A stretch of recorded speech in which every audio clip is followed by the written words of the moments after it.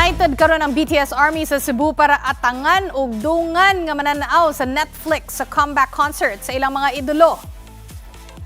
Mobalita live si Dale Israel gikan sa One News Cebu. Dale, asa man na nga watch party ug kumusta ang atmosphere karon nga pila na lang ka minuto magsugod na ang concert? City, maayong gabi diha. Aniya kita karon diri sa Mandani Bay sa Padawi City. Nagpundok ang mga fans sa BTS para to sa watch party. Pugaway ang presko kayo ang hangin diri kay Dolmenes Dagat. Kasi pagkapugaway kayo ang lugar, kung daghan kayo nagtapok-tapok diri. Tag 300 pesos ang ticket sa ilang watch party. Nga nakurot yun, kahalin ang tanan ng mga ticket.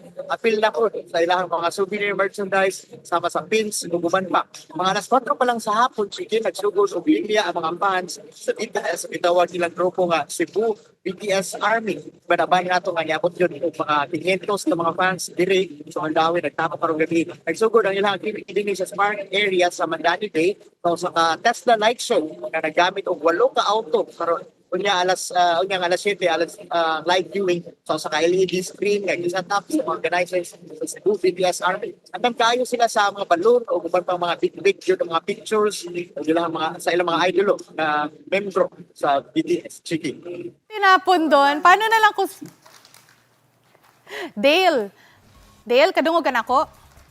Yes, Chiki. Oh, Dale, gipagawas ng gihapon no ang 14 tracks sa arirang album. Unsa man daw ang ilang favorite o giatangan nga ma-perform sa concert? Kaya sinabi nato ang mga fans ganina Chiki ang swim o ang ilang gingon nga ilang ginindutan nga kanta og na po gingon nila nga body to body nga kanta po sa bagong album nga Arira. Unya nag-expect sila og mga bagong nga dance moves nga ipakita sa concert unya. Narami diri sa Cebu pero grabe kayo ilang pagka-excited sa concert nga may tabo karong alas 7 sa gabi HD. Dale, sa 2027 ba kay mo anhi man diri sa Pilipinas ang BTS? Ready na sad ba sila para ani? Nabay gihisgot.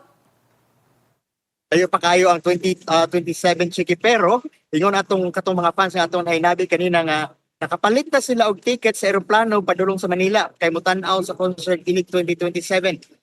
Magbarkada ni sila, magkuyog o mutan-aw sa concert dinha inig 2027. Ang ilang punong puwang ang ticket para sa concert. Ginaot sila nga lokat og ticket inig sugod og pamaligya sa ticket sa BTS concert dinhi sa Pilipinas. Oh, bye, daghan kayong salamat nimo ha. Happy weekend nimo, Dale Israel gikan sa One News Cebu.